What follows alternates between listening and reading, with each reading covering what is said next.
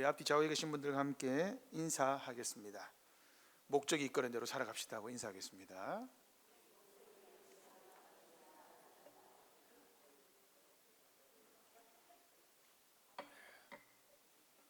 지난주부터 이제 창세기 강의를 시작했습니다. 지난주 설교 제목이 무엇이었습니까? 목적이 이끄는 삶. 목적이 이끄는 삶 1이었습니다. 오늘은 목적이 이끄는 삶 2. 다음 주는요? 목적이 이끄는 삶 3가 되겠죠. 새해가 주는 희망은 누구에게나 마찬가지인 것 같습니다. 뭔가 새로운 시작을 하는 분들도 계시죠. 그죠? 야, 너 그 초등학교 6학년들 졸업했어? 2월 14일이야? 화내지 말고. 알았어. 2월 14일. 이제 뭔가 새로운 시작을 하는 분들이 저기 계시죠. 그죠? 이제 초등학교를 졸업하고 중학교를 가고, 중학교를 졸업하고 고등학교를 가고, 그죠? 어린이집이나 유치원을 졸업하고 초등학교를 가는 친구들도 있습니다. 새로운 삶이 아니라도 여전히 자신의 삶에서 삶을 살아가야 하는 이들이 있습니다. 우리 모두죠. 직장을 옮기신 분들도 있고, 우리 정민이처럼 이사를 한 친구도 있고, 그죠? 이렇게 말을 해야 불러줄 텐데 아직 집들이를 안 하고 있어요, 저하고. 그죠? 정민아 언제 할 거야? 웃고 있습니다, 뒤에서. 쳐들어가리라고. 나이 드신 분들은 나이 든 대로 자신의 삶을 여유 있고 아름답게 살아가려 하죠. 직장인들은 직장에서, 학생들은 학교에서, 어린 친구들은 어린 친구들의 삶대로 살아가야 합니다. 이런 생각을 한번 해봅시다. 아담은 하나님이 창조하셨을 때 어떤 생각을 했을까요? 모든 것을 바로 다 알고, 그렇지, 내 삶은 이렇게 계획을 세우고, 그렇게 고민을 했을까요? 결혼은 누구랑 하고 내가 할 일은 이런 일이고 밥은 이렇게 해먹고 돈은 이렇게 벌고, 그렇지, 그렇게 생각했을까요? 그러지 않았습니다. 그저 살았습니다. 그저 하나님이 주시는 규칙을 가지고 살았습니다. 그런데 아담과 우리는 본질은 동일합니다. 살아가는 것입니다. 인생이란 살아가는 것입니다. 아담도 자기 앞에 주어진 삶을 살아갔고, 우리 역시 우리 앞에 주어진 삶을 살아갑니다. 동일하죠. 그런데 아담이 자신의 삶을 영위한 방식과 우리가 우리의 삶을, 각자의 삶의 모양이 다르다 하더라도 삶을 영위하는 방식은 같아야 할까요? 달라야 할까요? 같아야 합니다. 왜요? 아담과 우리가 같은 사람이라면 처한 환경이 다르지 않습니다. 그것을 말씀드리고자 합니다. 그리고 그렇다면 우리도 역시나 각자가 삶을 살아가지만 아담과 동일한 삶의 방식을 영위해야 합니다. 이것이 창세기가 우리에게 말하는 것입니다. 그러면 우리는 어떻게 아담과 같은 삶의 방식으로 우리의 삶을 살아갈 수 있을까요? 오늘 본문이 우리에게 길을 제시하고 있습니다. 첫 번째는 하나님과의 교제를 제대로 가져야 합니다. 첫 번째는 하나님과의 교제입니다. 오늘 본문을 보시면, 오늘 본문은 무슨 단어로 시작하죠? 이것이 천지가 창조될 때의 내력이다. 이 내력이란 말이 뭘까요? 창세기를 이해하는 아주 중요한 단어입니다. 이것은 외우시면 좋겠습니다. 앞으로 10번을 더 들어야 합니다. 창세기는 1장부터 50장까지 있습니다. 그때 이 단어가 나오는데, 이 단어는 톨레도트라고 합니다. 뭐라고요? 톨레도트. 이것을 다른 말로 하면 계보, 족보, 대략, 내력 다 같은 단어입니다. 그러므로 이 단어를 기점으로 해서 창세기 내용이 10군데로 요약이 됩니다. 이 단락이 10가지로 나눠 있어요. 이 톨레도트라는 개념으로 성경을 해석하는 방법이죠. 일례로 여러분 한번 잘 생각해 보십시오. 창세기는 무엇으로 시작하죠? 톨레도트로 시작합니다. 천지 창조의 대략이 이렇다라고 이미 말을 하잖아요. 마태복음은 뭘로 시작하죠? 아브라함과 다윗의 자손 예수 그리스도의 세계다, 그 족보란 말입니다. 구약으로 치면 톨레도트입니다. 구약의 시작도 톨레도트고 신약의 시작도 톨레도트입니다. 아주 기가 막히죠. 이게 성경의 구성입니다. 이 단어를 오늘 듣고 까먹으셔도 상관없습니다. 앞으로 10번 더 나올 거기 때문에. 족보의 책인데 이 족보는 4장 26절까지입니다. 오늘 본문 2장 4절부터 4장 26절까지가 첫 번째 족보입니다. 그리고 5장 1절에 다시 톨레도트가 등장합니다. 그 말은 족보에서 중요한 것은 앞의 내용이 아니라 뒤에 나오는 내용이 중요하다는 겁니다. 이제 새로운 시작을 하는 거죠. 첫 번째 족보가 어떻게 되느냐? 여러분, 첫 번째 족보 앞에서 항상 마지막 부분을 보시면 위기가 나옵니다. 그러면 새로운 족보가 딱 등장하는데, 새로운 족보가 등장하는 것은 뭐다? 하나님이 새로운 역사를 시작하는 거다라는 뜻입니다.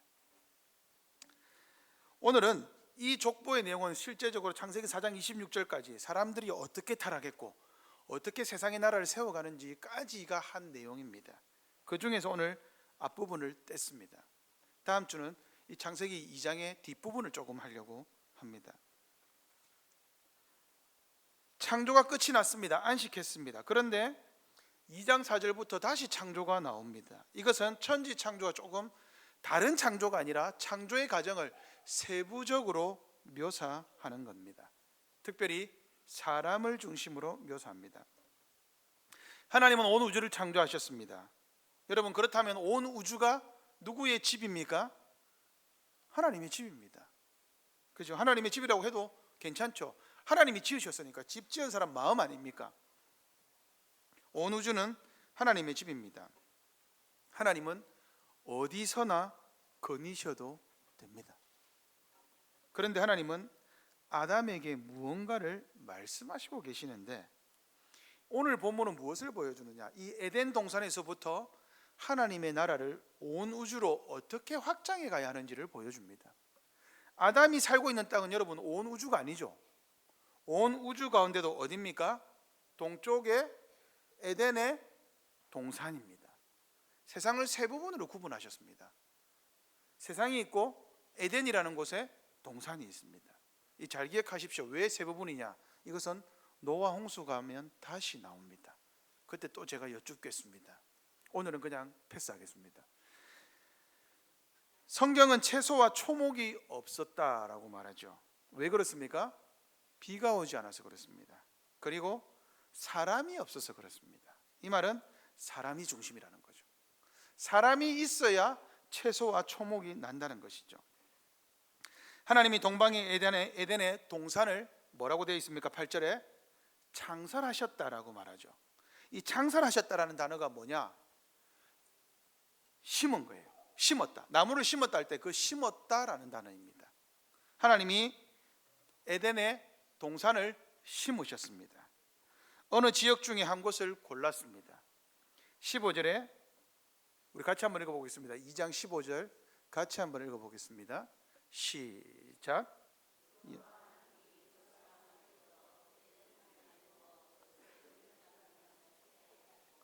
아멘. 여호와 하나님이 그 사람을 이끌어 어디에 두셨습니까? 에덴 동산에 두셨습니다. 하나님이 사람을 이끄셨다라고 나와 있죠. 하나님이 사람을 이끌어 오셨습니다. 에덴 동산으로 누가 들어왔습니까? 에덴의 동산을 창설하시고 사람을 그곳으로 데리고 왔습니다. 누가요? 하나님이요. 왜 이끌어 오셨을까요? 하나님과의 교제의 장소가 에덴 동산입니다. 그래서 에덴의 이름의 뜻은요, 기쁨과 환희입니다. 우리 셋째 이든의 이름이 에덴입니다. 여기서 따온 겁니다. 기쁨과 즐거움. 하나님이 에덴에 동산을 만드시고 그곳에서 하나님과의 교제를 즐기기를 원하셨습니다. 아담과 하와가 선악과를 따먹고 숨었을 때 하나님이 그곳을 다시 찾아오셨습니다. 그 단어는 반복적인 단어였습니다. 타락하기 전에 하나님이 이미 아담과 하와와 동산에서 교제하셨다라는 것을 나타내주는 단어였습니다. 하나님과 교제하는 방법이 있습니다. 자, 여러분, 어떻게 하나님과 교제할까요? 하나님과 교제하는 방법은 두 가지입니다. 15절에 나타나죠. 어떻게 하셨습니까? 경작하고 지키게 하셨다. 이 경작이 뭘까요? 이 경작이 뭡니까? 혹시 농사 지어 보신 분 계십니까? 예, 농사를 뭐라 그러죠? 땅을 일군다 하죠. 경작한다라는 단어입니다. 근데 이것은 좀 더 확장된 의미가 있습니다. 여기에서 어떤 단어가 나왔느냐? 우리 영어로 문화, 컬처란 게 여기 나왔습니다. 그러므로 세상의 문화는 교회의 문화로서 정복해 가야 합니다. 이게 하나님이 주신 순서입니다. 하나님께서 채소와 초목을 주시지 않았습니다. 그렇지 않습니다. 초목과 채소가 없다는 것은 에덴에 있는 동산을 사람이 관리해야 한다는 뜻을 보여주는 거죠. 왜냐하면 하나님이 이미 셋째 날에 채소와 초목을 창조하셨습니다. 그러나 에덴과 그 동산 안에 아담이 경작해야 되었다는 뜻입니다. 그러므로 노동은 창조 때부터 주신 명령입니다. 타락한 사람에게 주신 명령이 아닙니다. 사도 바울이 뭐라 그랬죠? 일하지 않는 자 먹지 마라. 이게 무슨 말이죠? 창조의 원리에 어긋나는 자 너 먹지 말고 죽어라 이 말입니다. 하나님의 백성답게 살 수 없다라는 것이죠. 그러므로 초등학생들, 유튜버 편하게 먹고 편하게 돈 벌어서 살고 싶다 갖지 마라. 노동을 해야 합니다. 아시겠습니까? 유튜브도 노동이긴 하죠. 네. 그러나 편하게 놀고 먹는 것은 우리에게 합당치 않습니다. 동시에 하나님이 에덴을 지켜라 라고 하셨습니다. 여러분 이상하지 않습니까? 무엇으로부터 지켜야 할까요? 아직 타락하지 않았습니다. 무엇으로부터 지켜야 합니까? 창세기 3장이 나와 있죠. 악한 사탄의 계략으로부터 지켜야 했습니다. 동산 각종 나무의 열매는 임의로 먹지만 선악을 알게 하는 나무의 열매는 먹지 말아야 합니다. 이것이 지키는 방식입니다. 하나님은 사람에게 경작하고 지키라라는 명령을 주셨습니다. 경작하는 방법은 뭐냐? 지킴을 통해서 경작이 있습니다. 하나님의 말씀을 지킬 때에 확장이 있습니다. 여러분 교회가 부흥하는 비결은 뭐죠? 말씀을 지킴으로, 말씀에 부응함으로 사람의 수는 더해지는 겁니다. 이 사실을 모르면 애꿎이 그냥 사람만 불러오고 싶은 거예요. 아닙니다. 교회는 그런 것이 아닙니다. 하나님의 말씀을 지켜감으로 교회는 경작합니다. 확장되어져 갑니다. 이 순서를 반드시 기억하십시오. 말씀을 지키지 않는 교제는 없습니다. 말씀을 지키지 않는 확장은 없습니다. 말씀이 없는 모든 것은 뭐라 그러죠? 그 속빈 강정이라고 합니까? 하나님은 왜 경작하고 지키라는 명령을 주셨을까요? 하나님과 교제하는 방법이요, 하나님 나라를 확장해 가는 방법입니다. 여러분 하나님은요 사람을 노예로 짓지 않았습니다. 하나님은 사람을 왕적 존재로 지으셨습니다. 그래서 하나님이 아담에게 무엇을 하셨습니까? 왕적 권한을 위임하셨습니다. 하나님의 나라를 경작하며 지키며 살아야 합니다. 이것이 천국입니다. 천국을 하나님께서 에덴 동산에 심으셨습니다. 그리고 하나님께서 만드신 창조물들을 더 영화롭게 바꿔가야 합니다. 여러분 천국은 어떤 곳이죠? 우리가 천국 가면 날마다 더 영화로워지는 곳입니다. 마찬가지입니다. 하나님이 이 땅에 에덴 동산에 세상과 다른 천국을 지으셨고 그 천국을 세상 가운데 펼쳐 보이기를 원하셨습니다. 그게 아담과 하와에게 주신 사명이요, 출애굽기 19장 5절 6절 제사장 나라의 사명이 바로 천국을 확장해 가는 겁니다. 동일합니다.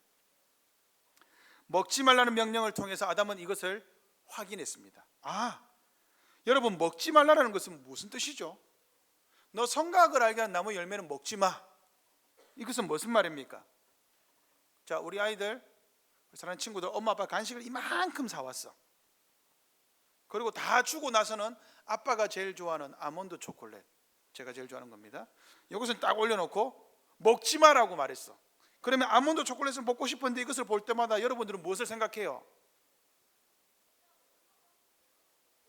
그냥 먹는다고 하고 먹어요. 이것들 봐라. 이것을 먹으면 어떻게 해야 돼? 그러면 누군가 그러겠죠. 야, 그거 아빠 거예요. 엄마가 먹지 말라 그랬어라고 생각해요, 안 해요? 한 번은 고민하겠죠. 이거 먹으면 너희들에게 용돈이 끊어질 거야. 간식 없어라고 말하면 먹겠습니까? 안 먹겠습니까? 안 먹겠죠. 먹어요. 그럼 너는 간식이 끊어질 거야. 여러분, 아담에게 하나님이 먹지 말라는 명령을 주셨습니다. 그러면 여기서 아담은 무엇을 깨닫게 되죠? 저거 먹지 말라 그랬는데 그러면 그 자리에 앉아가지고 그것만 생각할 거예요. 왜 안 줬을까? 그죠? 그런데 여러분, 이거를 금했으면 이거는 하나님이 불공평하죠. 근데 대신에 이거 대신에 뭘 주셨습니까? 전부 다 주셨어요. 더 맛있는 것도 있고. 여러분, 이게 더 맛없어서 더 맛있어서 하나님만 먹으려고 먹지 말라는 것이 아닙니다. 선악과 나무에는요 어떤 효능이 없습니다. 선과 그것을 먹었을 때 선악을 판단하게 되는 명령의 효능이 있느냐? 없습니다. 그냥 그걸 딱 찍은 거예요. 왜요? 동산 중앙에 있기 때문에 찍었습니다. 딱 찍고 이거 먹지 마. 그리고 나머지는 전부 다 주셨습니다. 그러면 아담은 무엇을 깨닫죠? 이것을 먹지 마라고 했을 때 모든 것들을 누가 주셨다? 하나님이 주신 것이라는 이 은혜를 깨닫습니다. 간식을 전부 다 줘요. 간식을 100가지 사와가지고 99가지를 줘요. 그리고 한 가지를 안 줘요. 그러면 불공평하게 느껴집니까? 아니죠. 99가지가 뭐가 있죠? 와, 이게 은혜로 받은 거구나. 그것을 깨닫는 거예요. 여러분, 이게 11조의 원리입니다. 동일합니다. 하나님이 다 주고 다 네가 써. 그런데 10분의 1은 내놔. 이건 내 거야. 와, 나한테 10분의 1이나 뺏어가다니. 이런 생각이 드십니까? 그러면 그게 뭐냐? 하나님을 불공평하게 보고 있는 거예요. 10가지를 가져놓고 한 가지를 하나님 앞에 못 드리는 거예요. 그런데 한 가지를 하나님 앞에 드리고는 뭘 해요? 9가지를 보고 뭘 깨닫습니까? 하나님이 내 삶에 은혜로 채워주셨구나. 아담이 이것을 깨달아라는 거예요. 이것만 깨닫습니까? 또 무엇을 깨달을까요? 먹지 말라는 명령, 이 명령에 순종함으로 이 모든 것을 받을 수 있다. 그리고 하나님의 말씀을, 이 먹지 말라는 명령을 지킴으로 내가 이 모든 하나님이 주신 삶을 자유롭게 살아갈 수 있구나라는 것을 깨닫습니다. 먹지 말라는 명령을 통해 무엇을 깨닫죠? 너의 삶은 네게 아니라는 것을 깨닫습니다. 하나님께서 주신 것이다 라는 것을 깨닫습니다. 이것이 교제입니다. 여러분, 여러분의 직장, 여러분의 지금 삶, 누가 주신 것입니까? 하나님이 주신 것이라는 확신이 드십니까? 그것을 깨달아라는 거예요. 하나님이 아담에게 주셨듯이 우리에게도 동일하게 주십니다. 그러면 우리가 직장에서, 우리의 삶의 현장에서 우리는 그것을 어떻게 확장해 갈 수 있을까요? 바로 하나님과의 교제입니다. 모든 것을 다 먹어라. 여러분, 하나님이 최초의 인간에게 주신 첫 번째 명령은 모든 것을 다 먹어라 였습니다. 먹는다는 것은 뭐죠? 음식을 먹으면 어떻게 되죠? 그 음식이 나와 내 안에 연합하죠. 우리가 지난주에 성찬을 행했습니다. 성찬의 떡과 포도주를 먹을 때 우리는 어떻게 되죠? 성찬의 떡과 포도주에 임재해 계신 예수 그리스도와 연합하죠. 그죠? 그게 성찬의 의미입니다. 교회가 동일한 음식을 먹었으니까 우리는 누구와 연합하죠? 그리스도와 연합하니까 우리 성도들끼리 연합해야 됩니다. 연합하지 않는 것을 사도 바울은 뭐라 그러죠? 네가 그리스도의 몸을 찢느냐라고 말하는 겁니다. 이거는 교회를 찢는 이단과 다를 바가 없다라는 뜻입니다. 그만큼 심각하게 생각하라는 거예요. 그렇죠? 먹고 마셨습니다.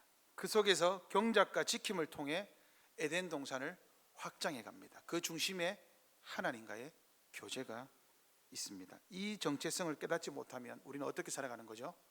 지금 열심히 선악과를 따먹고 계신 거예요. 뭐랄까 내 삶은 내 건데 그냥 대충 그냥 살면 되지. 다 하나님 주신 건데 그냥 먹으면 되지. 뭔 소리고 내 마음대로 사는 거예요.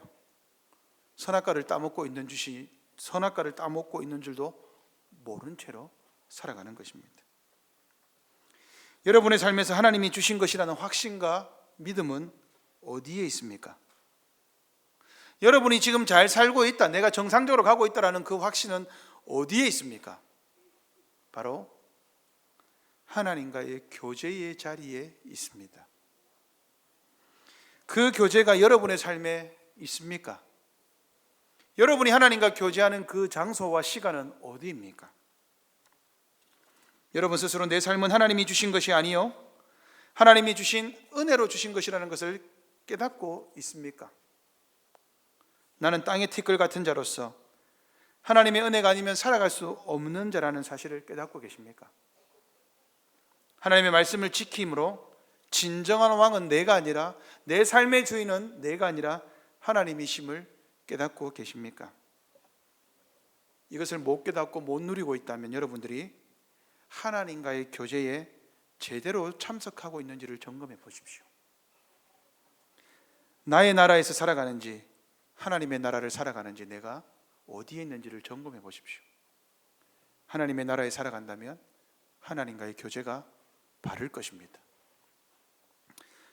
두 번째로 우리의 사명을 가져야 합니다. 목적이 이끄는 삶 두 번째, 하나님께서는 첫 번째 자신을 교제 가운데 두셨습니다. 두 번째, 하나님과의 교제에 있는 사람은 하나님의 사명을 수행하며 살아갑니다. 19절에 하나님은 아담을 에덴 동산으로 이끌고 오심에 이어서 15절에 아담을 에덴 동산으로 이끌어 왔습니다. 두 번째 이끌다라는 단어가 나옵니다. 누가 누구를 이끌었습니까? 하나님이 각종 들짐승과 공중의 각종 새를 아담이 무엇이라 부르는지 보시려고 아담에게로 이끌고 옵니다. 여러분 이 순서를 기억하십시오. 하나님과의 교제가 충만하면 그 다음에는 뭐가 나에게 생깁니까? 사명이 생깁니다. 하나님이 아담에게 사명을 주셨습니다. 이 순서를 잘 보셔야 합니다. 사람은 그냥 살 수 없는 존재입니다. 하나님께서 왕적 지위를 주셨죠. 여러분 왕적 지위라는 것은요 뭐냐? 이름을 짓는 게 왕적 지위입니다. 왜요? 아담이 짓는 대로 이름이 되거든요. 이건 왕만 할 수 있는 일 아닙니까? 네 이름이 뭐냐? 네 이름을 개똥이에서 내가 현목이로 바꿔주겠다. 이건 왕의 지위입니다. 여러분들의 삶을 여러분들이 살아가는 것은 뭐냐? 하나님이 여러분에게 지위만 주신 것이 아니고 지혜도 주셨습니다. 능력도 주셨습니다. 아담이 이름을 부르니까 뭐가 있어요? 지혜가 막 생기는 거예요. 니는 생긴 것을 보니까 니는 사자. 니는 생긴 것을 보니까 비슷한데 다르네. 호랑이. 니는 생긴 것을 보니까 니는 코끼리. 이 이름을 여러분 누가 지었습니까? 아담이 지었습니다. 니는 생긴 것을 보니까 잔나비. 잔나비가 뭐죠? 가수 이름 아니다. 잔나비 원숭이죠. 하나님께서 왕적 지혜를 주셨습니다. 그러나 모든 것에 이름을 붙였으나 동식물은 아담에게 붙이라고 하셨습니다. 아담에게 왕적 지혜가 있음을 알 수 있는 대목입니다. 이 지혜가 어디에 있죠? 바로 선악과를 따먹지 말라는 명령에 있습니다. 선악과를 따먹지 말라라는 명령에서 왕적 지혜를 발견합니다. 하나님께서 아담에게 왕적 지혜를 주셨으나 그 왕적 지혜는 자기로부터 스스로 나는 것이 아니라 하나님의 명령을 따라 살 때에 주어지는 것이라는 것을 일러 주셨습니다. 여러분 레위기에 가시면 레위기가 참 읽기 어렵습니다. 여러분 레위기에 보시면 뭐가 있습니까? 어떤 것은 먹어라, 어떤 것은 먹지 말라라는 명령이 나옵니다. 왜 먹고 먹지 말라라는 명령이 있을까요? 왜 그렇게 주셨을까요? 부정한 것은 먹지 마라, 정한 것은 먹어라. 이것은 무슨 말이죠? 네가 부정한 사람이 아니라는 것을 생각하라라는 겁니다. 왜요? 먹는 것은 연합하는 것이기 때문이죠. 선악과를 먹지 말라라는 것은 지혜입니다. 내가 지혜가 있는 사람이라는 것을 이 레위기를 통해서도 알 수 있어요. 이 먹지 말라 그래서 그게 지혜입니다. 그래서 잠언에서 뭐라 그래요? 지혜의 근본은 여호와를 경외함에 있다, 이렇게 말하는 거예요. 하나님의 말씀을 따라 사는 것이 지혜입니다. 그때의 왕적 지혜를 발견하죠. 여러분 이것을 어디에서 볼 수 있느냐? 솔로몬에게서 볼 수 있습니다. 솔로몬이 왕이 되고 제일 먼저 한 기도가 무엇입니까? 하나님, 내가 왕이 되었습니다. 왕이 되었기 때문에 무엇을 구했습니까? 선과 악. 이것을 열왕기상에는 다른 말로 표현되어 있습니다. 뭐라고 표현되어 있을까요? 옳고 그름이라고 되어 있습니다. 그게 번역을 잘못한 겁니다. 선과 악입니다. 똑같은 단어입니다. 선과 악을 판단할 수 있는 지혜를 주십시오. 하나님이 지혜를 줬습니까? 안 줬습니까? 왕이니까 왕적 지혜를 주셨습니다. 그 다음 기사가 뭘까요? 괜찮습니다. 열심히 떠들게 놔두십시오. 예전에 떠들어야 제가 기분이 좋습니다. 솔로몬이 그 다음에 왕적 지혜를 받았다는 증거로서 엄마가 누구냐? 그 재판이 거기서 나온 겁니다. 솔로몬이 어떻게 재판하죠? 칼로 갈라라. 어우 잔인한 왕. 아닙니다. 그죠? 그게 왕적 지혜입니다. 옳고 그름을 보여주는 왕적 지혜입니다. 선악과를 먹지 말라는 것 지혜입니다. 아담에게 왕적 지혜를 주었습니다. 그때에 우리가 거룩한 백성이라는 정체성을 깨닫습니다. 하나님이 하지 말라는 것을 하지 않을 때 내가 이 죄로부터 구별된 사람이라는 것을 깨닫습니다. 이러한 지혜와 능력은 점점 자라나서 어떻게 될까요? 온 우주에 가득하게 되어 있습니다. 그게 천국입니다. 원래 하나님이 의도하셨던 게 바로 이 부분이었습니다. 하나님의 백성들을 통해 온 우주에 생육하고 번성하여 충만하여서 하나님을 아는 지혜로 가득한 것. 이것을 이사야서에서 뭐라고 노래합니까? 물이 바다를 덮은 같이 여호와를 아는 것이 온 땅에 가득하게 되리라. 이게 지혜요. 이게 천국입니다. 하나님을 아는 지혜로 가득한 것이 바로 천국입니다. 무엇이 선이고 무엇이 악인지는 바로 이 하나님과의 교제를 통해서 받는 것이죠. 우리는 모두 사명자로 살아갑니다. 여러분, 사명이 뭐죠? 요즘 무엇을 해야 할지를 모릅니다. 요즘 젊은 친구들, 여러분 대학생들에게 물어보십시오. 네 꿈이 뭐냐? 너 무엇을 하고 싶냐? 목사님, 그걸 모르겠어요. 내가 무엇을 하고 살아야 되는지 잘 모르겠어요. 네가 좋아하는 게 뭐냐? 좋아하는 것을 이루며 살기에는 너무 조건이 안 되는 것 같고. 여러분, 사명은요 직업이 아닙니다. 착각하지 마세요. 직업은 사명이 아닙니다. 제 사명이 뭐였을까요? 저는 목사가 사명이었습니다. 그럼 제가 목사 되고 나면 제 사명은 끝났습니까? 이제 목사로서 사명을 이루어 가야죠. 사명은 직업이 아니라 하나님과의 교제를 통해 하나님을 위해 어떤 자세로 살아가느냐, 이게 사명입니다. 하나님과의 관계가 올바르지 않는 사람은 아무리 잘 살고 주변으로부터 칭송받고 돈이 많고 평안하고 모든 것을 이루었다 할지라도 그 사람은 하나님 앞에 갔을 때 반드시 묻습니다. 너의 사명은 무엇이었느냐? 하나님, 제가 이렇게 훌륭하게 살았습니다. 아니, 너는 사명자가 아니었다라는 말을 듣게 될 것입니다.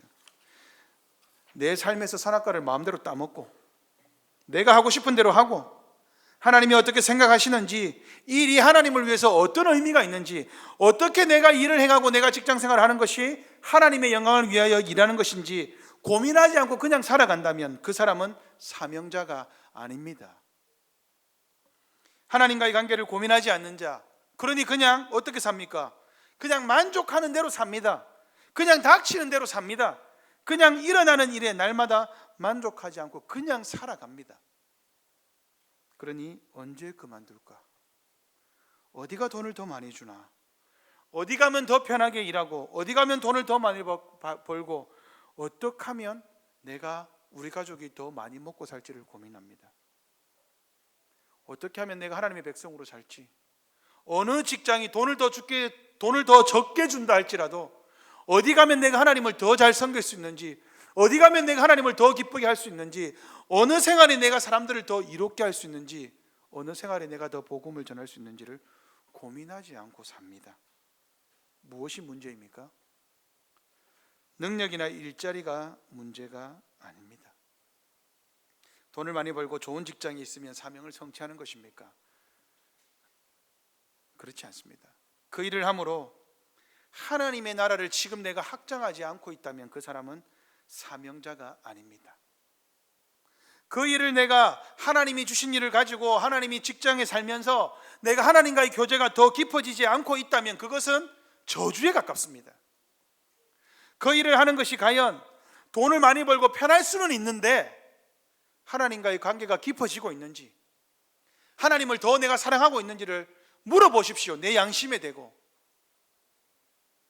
그래야 내가 사명자가 됩니다. 그렇지 않다면 에덴 동산 밖에서 그저 내 삶을 충분하고 안전하게 살아가기 위해서 고민하고 있는 우리의 저주받은 모습일 수 있습니다. 여러분, 에덴 동산 밖은 저주의 땅입니다. 그 땅에서 아담과 하와는 에덴 동산에 다시 들어오기 위해서 애썼습니다. 그러나 가인은 자기의 성을 쌓고 살았죠. 자기의 성을 쌓고 살았는데 만족이 있었습니다. 나라가 세워졌습니다. 부유했습니다. 권력이 있었습니다. 그러나 그 사람은 세상 밖에 있었습니다. 하나님의 나라 밖에 있었습니다. 그리고 저주 가운데 죽어갔습니다. 마지막 셋째로, 목적이 이끄는 삶은 첫 번째 뭐였습니까? 하나님과의 교제. 하나님과의 교제에 충실하면 어떻게 됩니까? 하나님을 위해 하고 싶은 일이 생깁니다. 내 온 삶과 내 전 생애를 통해서 하나님을 위해서 살고 싶어집니다. 그게 사명자입니다. 그러면 어떻게 될까요? 세 번째, 홀로 있지 아니하고 돕는 배필이 생깁니다. 이것은 결혼만이 아니라 우리가 일을 행함에 있어서도 마찬가지입니다. 여러분, 돕는 배필은 여자만이 아닙니다. 남자도 돕는 배필이라는 것을 인식하셔야 합니다. 무엇을 돕는 것입니까? 여러분, 무엇을 도와야 될까요? 하와는 무엇을 도왔습니까? 아담에 밥 해줬습니까? 뭐 했을까요? 사명을 도왔습니다. 이게 돕는 배필입니다. 남편이 밖에 나가서 일을 합니다. 아내가 집에서 가정을 남편이 일을 할 수 있도록 돌보죠. 사명을 돕는 겁니다. 그러므로 남자들이 집구석에서 여자가 돈 벌어오는데 뭐하노? 죄송합니다. 있다고 말은요, 아내를 사명의 동반자로 인정하지 않는 아주 제약된 모습입니다. 틀렸습니다. 우리 여성도분들 속이 시원하십니까? 동시에 내가 집에서 하는 일이 사명이라는 것을 인식하셔야 합니다. 치워도 치워지지 않는 집안을 보고 아이고 집구석이 왜 이렇노? 틀렸습니다. 사명입니다. 그죠? 같이 사명을 이루는 것입니다. 직업에 종기함은 없습니다. 모두가 다 사명을 이루는 것이죠. 하나님의 사명을 돕는 사람은 반드시 홀로 있지 않습니다. 어떤 일도 마찬가지입니다. 교회에서 무언가 이 일을 합시다라고 했을 때 그게 하나님의 뜻에 맞다면 그 일의 취지를 듣고 설명을 듣고 함께 하고 싶은 사람이 생기게 되어 있습니다. 내가 무슨 일을 할 때도 마찬가지입니다. 왜냐? 여러분, 하나님은 남자와 여자를 지으셨지 왜 여러분 처음부터 이름을 말하지 않는지 아십니까? 남자와 여자를 지었다는 말은 공동체를 지었다는 말입니다. 하나님은 남자와 여자를 지으셨지 나 혼자 짓지 않으셨습니다. 그러므로 천상천하 유아독존, 아주 비성경적인 단어입니다. 그렇지 않습니다. 아담은 하와를 보며 뭐라고 불렀습니까? 이는 내 뼈 중에 뼈요 내 살 중에 살이다. 여러분 생각해 보십시오. 자기 혼자 있다가 여자를 봤어. 죄송합니다. 자기가 다르게 생겼잖아요. 머리가 짧은지 길었는지 모르겠습니다. 머리가 짧았을까요? 길었을까요? 어쨌든 신체 구조가 다르잖아요. 그죠? 보면서 어떻게 됐습니까? 처음 보면 놀라야 되는 거 아닙니까? 뭐야? 왜 저렇게 생겼어? 이게 정상 아닐까요? 하와는 남자를 보면 어떻게 생각이 됩니까?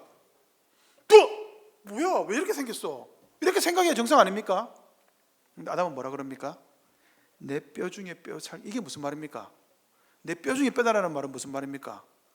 나의 갈비뼈요 이 말입니까? 제일 맛있는 부위? 제일 중요한 부위? 살 중에 살은 무슨 말입니까?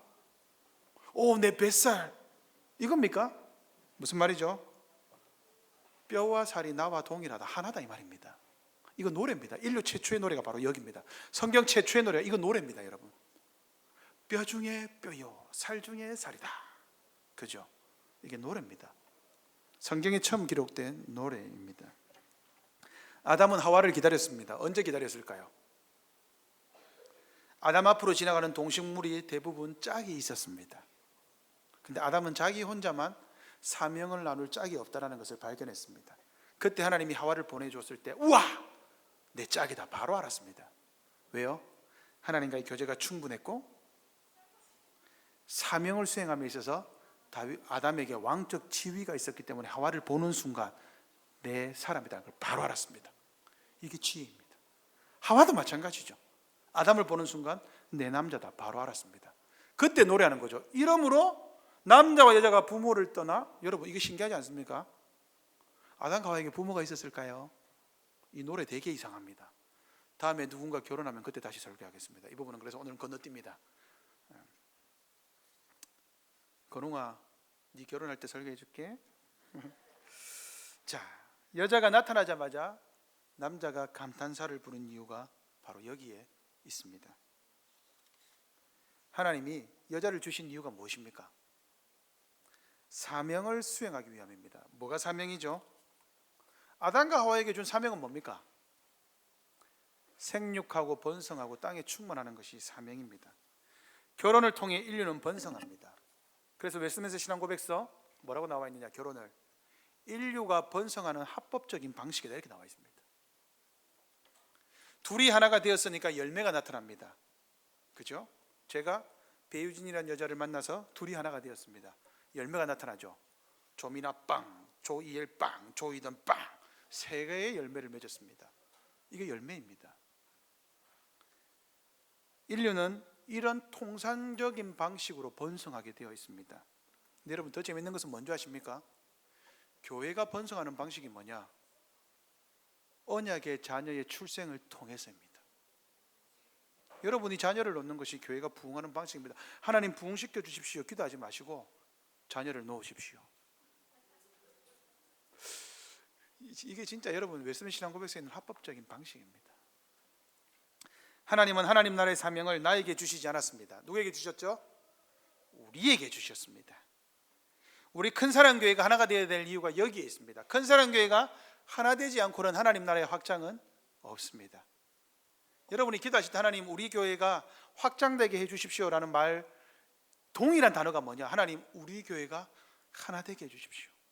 여기 모여있는 모든 사람들이 하나 되게 해주십시오. 그러면 열매가 나타납니다. 사람들이 왔을 때 여기에 있으면 우리가 하나 될 수 있겠다 라는 생각들을 가지게 됩니다. 그렇게 기도하십시오 여러분. 그게 아주 성경적인 기도입니다. 우리가 하나 되지 않고는 하나님의 사명을 이룰 수 없습니다. 교회의 가업을 이룰 수는 있어도 하나님의 나라는 축소될 수도 있습니다. 여러분, 나는 행복한데 우리 가족은 행복한데 다른 사람은 그렇지 않을 수 있어요. 그럼 살펴봐야 되는 겁니다. 뭐가 잘못되고 있구나라는 것을 살펴봐야 합니다. 나는 교회 와서 신앙생활을 열심히 하는데 내하고 신앙생활하는 모든 사람들이 나 때문에 불편해해. 살펴봐야 됩니다.